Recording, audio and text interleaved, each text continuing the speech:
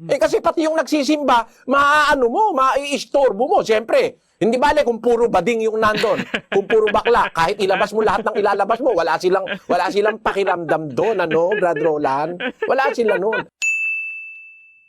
Magandang araw po sa inyong lahat. Ako po si Sir JR ng Usap-Usap University, and sa mga baguhan, kung ikaw ay newcomer, tuloy po kayo sa Usap-Usap University. Ang ginagawa po natin, tayo po ay naghihimay ng mga argumento, mga religious debate, mga diskusyon. At sa ating episode ngayon, atin pong tatalakayin ang isang episode ng Itanong Mo Kay Soriano na pinadala po sa atin through Facebook. Kung ikaw naman po ay returning subscriber, maraming salamat po. Malapit na tayong umabot ng 93,000 subscribers. Kaya kung ikaw po ay returning viewer or subscriber, maraming salamat po. Kayong aking pinakamamahal. Sa konting background po sa ating pong paghihimay, ako po ay dating university debater sa loob po ng 3 taon. Ako rin po ay nagdebate sa ABS-CBN News Channel. At ako ay member ng isang international public speaking organization, ang Toastmasters International. So ano pang hinihintay natin mga ka-youthry? Samahan niyo po ako and we will watch this video together for the first time. Let's go!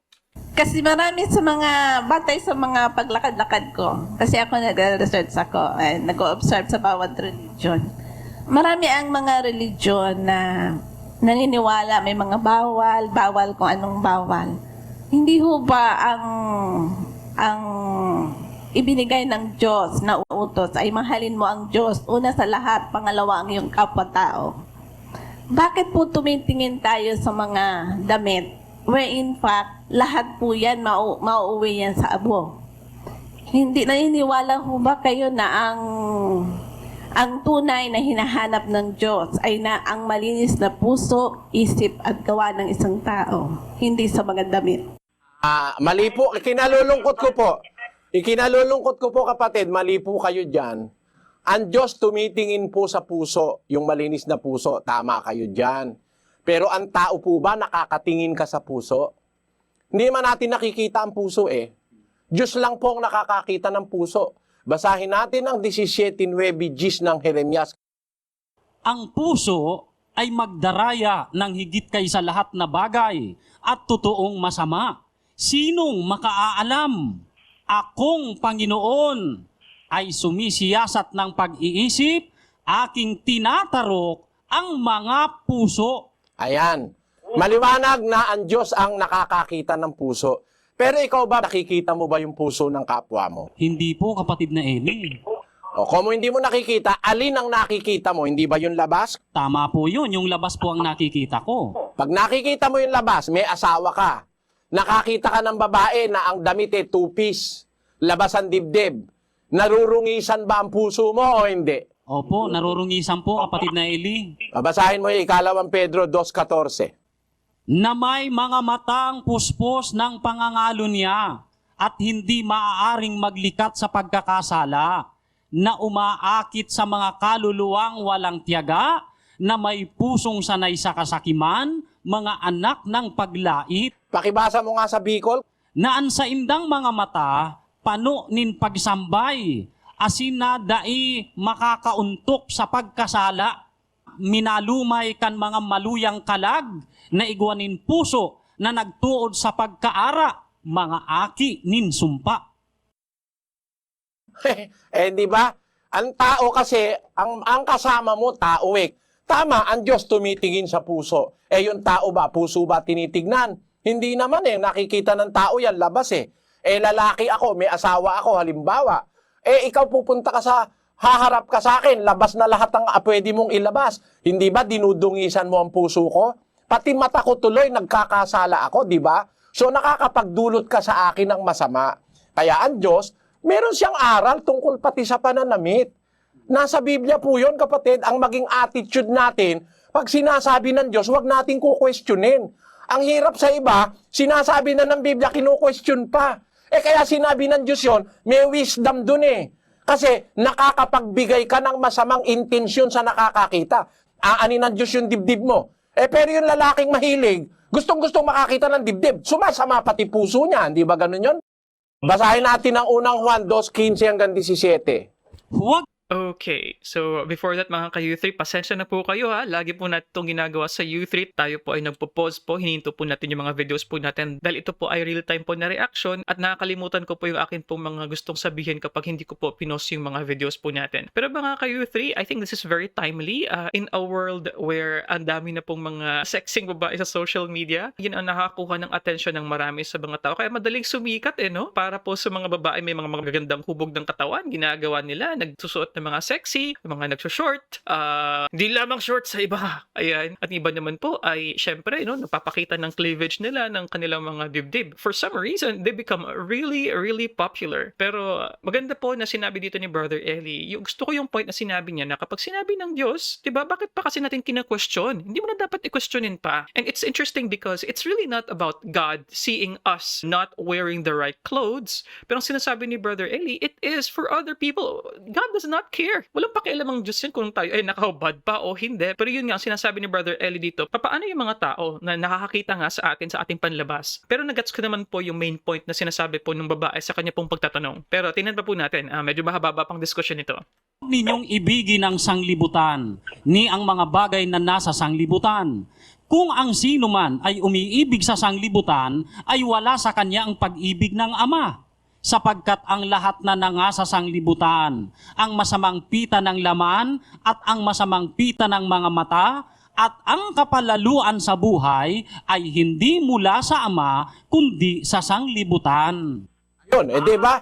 Ang isa sa mga gawang masasama, yung masamang pita ng mata. Tama? Tama po.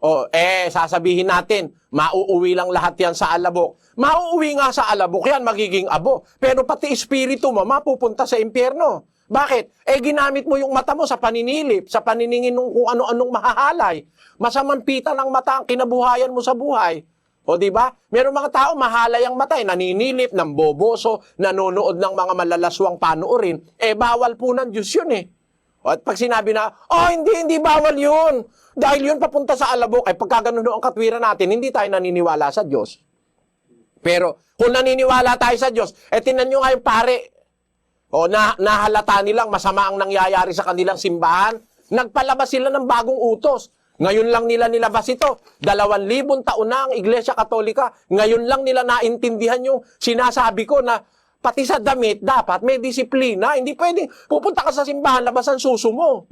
Kasi pati yung nagsisimba, mai-istorbo mo. Siyempre, hindi bale kung puro bading yung nandun. Kung puro bakla, kahit ilabas mo lahat ng ilalabas mo, wala silang pakiramdam doon, Brad Roland? Wala sila noon. Pero, pagka ang ilalabas mo lalaki makakakita, mai-istorbo mo, nakakagawa ka ng kasalanan para yung kasalanan magawa rin ng iba, nagdadamay ka pa. Basahin natin yung issue na ini-issue ng Roman Catholic Church nito lang nakaraang Hunyo 26. Ito po, Philippine Church issues dress code. The Roman Catholic Church in Manila has laid down a dress code after parishioners complained they were being distracted by women in skimpy clothing and men wearing sports jerseys. The Manila Archdiocese in the predominantly Roman Catholic country issued guidelines recently to all churches in Manila.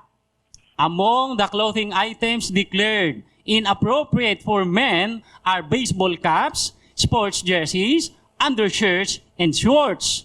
For women, tank tops, spaghetti straps, skimpy shorts, sleeveless shirts or blouses with plunging necklines are out. Assistant Minister of the Manila Archdiocese, Father Godwin Tatlonghari, says it was the parishioners themselves who complained about people in inappropriate clothing. Ngayon lang nila ginawa yan. Tagal-tagal lang nasa Biblia niyan Pagkatapos sasabihin natin yung para yung aral ng Biblia, baliwala. Ayan na nga itsura Sila na mismo nagko-complain na nagsisimba sila, naiistorbo sila nung kung ano-ano dinusuot ng babae nila. O yan ba, gawa-gawa ko? Huwag kayong magagalit sa akin, mga kababayan. Ang binabasa ko sa inyo, nasa Biblia, nasa dyaryo, nasa kasaysayan. Hindi po ako nagsasalita ng wala akong batayan. Ibig sabihin, talagang tama ang Diyos na ayaw niya tayo na gumawa nung ikakapagkasala ng iba. It can offend others. Sasabihin natin, wala naman kwenta sa Diyos yung pananamit. Meron po. Kung ang Diyos man ay tumitingin sa puso, ikinukonsider niya yung mga tao na ayaw niyang ang tao magkasala rin. Ang Diyos, kahit ano makita sa'yo, magkakasala ba yun? Wala namang interes sa'yo yun. Pero, yung kapwa mo tao na kasama mong naglilingkod sa Diyos, lalo na sumasamba ka, sumisimba ka, ang naiisip puro kagaguhan dahil dyan sa itsura ng suot mo, wag natin sabihin walang kinalaman yan. Mula pa po ng una, may kinalaman na yan. Alam nyo kapatid, kung minsan kaya lang natin nasasabi yan, hindi kayo tinuruan ng Biblia eh. Pakinggan nyo, sa panahon pa ni Moises, batas na yan eh. 22:5 ng Deuteronomio. Ang babae ay huwag mananamit ng nauukol sa lalaki. Ni ang lalaki ay magsusuot ng pananamit ng babae, sapagkat sino mang gumagawa ng mga bagay na ito ay karumal-dumal sa Panginoon mong Diyos. Ayan, hindi ba yan batas ng Diyos sa Israel? Sasabihin ba natin marunong pa tayo sa Diyos? Walang kwenta sa Diyos yan. Ang Diyos nga may sabi niyan eh. Hindi ba? Hindi po tama yung pangangatwira na yung iniisip natin, ikakarga natin sa Diyos. Mayroon pong sariling kaisipan ng Diyos at yung isip niya po mas malawak kaysa sa atin. He has a broader mind than we have. Pag sinabi niya, may dahilan yon. Pag sinabi niya, may katwiran yon. At kung tayo kumikilala sa Diyos, we bow down our heads sapagkat kinikilala nating mas marunong siya kaysa sa atin. Ganun lang po yun, kapatid. Yan, kapatid na Susan. May tanong pa ako. Hindi ho ba, pag malakas ang pananampalataya natin, we are not affected ng ating environment. Besides, nung si Eva at si Adan nasa paraiso, hindi ho ba nakahubot-hubad sila? Nagkaroon lang sila ng takot at pagkahiya sa sarili nila nang sila ay magkasala. Alam nyo, kapatid, ganito po yung sagot ko sa inyo. Alam ko, curious kayo, and I appreciate that, na ganyan ang tao na talagang naghahanap ng katotohanan, yung katwiran. Una, ang sagot ko po, kaya po sila hubot-hubad, dalawa lang sila mag-asawa pa. Kahit po kayong mag-asawa ay magkahubot-hubad sa kwarto, wala naman kayong kasalanang nagagawa, mag-asawa po kayo Ganon din yung dalawa, dadalawa lang naman po sila, wala namang makakakita sa kanila. Kahit makita naman ng ahas si Eva, hindi naman magnanasa yung ahas na pumasok siya sa lungga. Hindi ba ganon yun? Ang ganda. Ang ganda. Oo nga po. Dadalawa naman sila Pero alam nyo po ba, kapatid?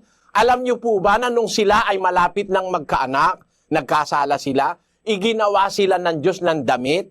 Basahin natin ang 3:21 ng Henesis. At iginawa ng Panginoong Diyos si Adam at ang kaniyang asawa ng mga kasuutang balat at sila'y dinamitan. Ayon, tinakpan ng Panginoon mismo si Eva at si Adan nung magkakaanak na sila.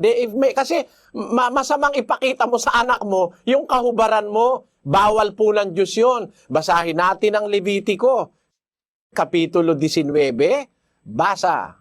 Ang kahubaran ng iyong ama o ang kahubaran ng iyong ina ay huwag mong ililitaw. Siya ay iyong ina. Huwag mong ililitaw ang kahubaran niya. Ang kahubaran ng asawa ng iyong ama ay huwag mong ililitaw. Yaon nga'y kahubaran ng iyong ama. Ayan, kaya immoral para sa Diyos yun na ililitaw mo yung kahubaran ng nanay mo, tatay mo, o kaya yung asawa ng tatay mo. Kasi yung asawa ng tatay mo, madrasta mo, limbawa, hindi mo dapat na ililitaw ang kahubaran nun. Mahalay po sa Diyos yan. At miski naman sa konsyensya natin, ako yung aking mga anak, hindi nga ako makapagpakita sa mga anak ko na nakabrief. Okay, before that mga ka-U3. So this is really interesting for me. It's something that is very new dahil po meron po akong mga kakilala po na mga magulang nang nangyayari po ay sila po ay naliligo kasama ng kanilang mga anak na mga maliliit. I'm curious if that is also a violation of what is said here. Kasi the logic there is they are comfortable as one family whether or not they are naked. Kasi parang kumbaga walang mali siya dahil sila ay isang pamilya. Pero sinasabi yata dito na parang hindi yata maganda, no? Sila ay nakahubad o sila ay walang kanilang damit kasama ang kanilang mga anak. And I remember also in the Bible, parang merong isang, sa Old Testament, merong isang nangyari na kung saan yung kanilang ama, kalimutan ko na po yung story, but yung kanilang ama ay hubot-hubad. And then I believe the children, what they did is they covered their dad with a blanket or something like that. Very interesting sa akin na ang ating pamamaraan ng pananamit at kumbaga ang pagiging hubad natin, no, physically is something that is a big deal sa ating Biblia. I think it shows to us how the Bible values the human body, yung ating kwerpo. Layan akong magpakita sa kanila na nakabrief, lalo na anak ko, kapatid ko, o kaya mga kamag-anak kong malapit. Ano ibig kong sabihin? Meron pa siya sinabi, Isaac, ba yung pananampalataya mo, maaapektuhan ka ba ng iyong environment? Kaso po kapatid, hindi naman po lahat ng tao kasintibay ng pananampalataya nyo eh. Pag hindi matibay, mahahawa po. Pakinggan nyo sa isang talata ng unang Korinto. Maaapektuhan po pagka hindi matibay. Meron pong hindi matibay. Basahin natin sa unang Korinto, Kapitulo 15. Huwag kayong padaya. Ang masasamang kasama ay sumisira ng magagandang ugali. Di ba nakakaapekto sa iba yung masamang nangyayari sa paligid niya? Hindi naman lahat matibay, kasintibay nung kapatid natin ng pananampalataya. Merong mahina lang. Bawal ba ng Diyos na i-consider natin yung mahihina? Pakinggan nyo sa Roma 15. Ganito po ating mababasa. Tayo ngang malalakas ay nararapat mangagbata ng kahinaan ng mahihina at huwag tayong mangagbigay lugod sa ating sarili. Dapat pala inaalalayan natin yung kahinaan ng mahihina, hindi ba? Hindi naman yung sarili mo lang ang iintindihin mo. Paglingkod ka ng Diyos, you have to be compassionate to others. Baka mahina siya, madala mo siya sa mali, kawawa naman siya. Basahin natin, maski nga sa pagkain baka kumakain ka, yung kahinaan ng kapatid mo, madala mo siya kumain ng mali, ma-mislead mo siya. Ang sabi dito sa 14:1 ng Roma, ganito. Datapwat ang mahina sa pananampalataya ay tanggapin ninyo, hindi upang pagtalunan ang kanyang pag-aalinlangan. May tao na may pananampalataya na makakain ang lahat ng mga bagay, ngunit ang mahinay kumakain ng mga gulay. Ang kumakain ay huwag magwalang halaga sa hindi kumakain, at ang hindi kumakain ay huwag humatol sa kumakain. Nakita mo kapatid, merong symbiotic na pag-aalala na yung mahina, aalalayan mo.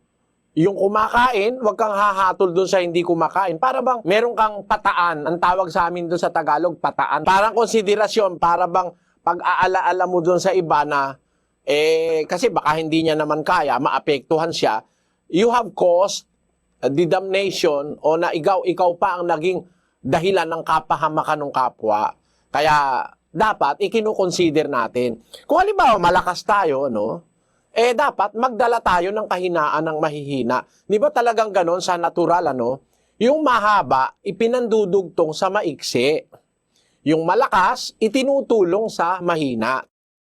Kaya kung halimbawa malakas ka, palagay mo, hindi ka kayang apektuhan ng mga nasa tabi o ng nasa paligid mo, hindi lahat ng tao ganon. Kaya po ang Diyos may aral para sa mahina, para sa malakas. Di salamat po sa Diyos, malakas ka kapatid. Hindi ka kayang impluwensyahan ng mga kasamaan sa paligid mo. Pero yung mahihina, kaawa-awa naman po yun. Ganun po ang ibig sabihin ng Biblia. Ayan, kapatid na Thank Susan. you. Thank you. Okay, mga ka-U3, so dyan na naman po nagtatapos ang ating episode ngayon.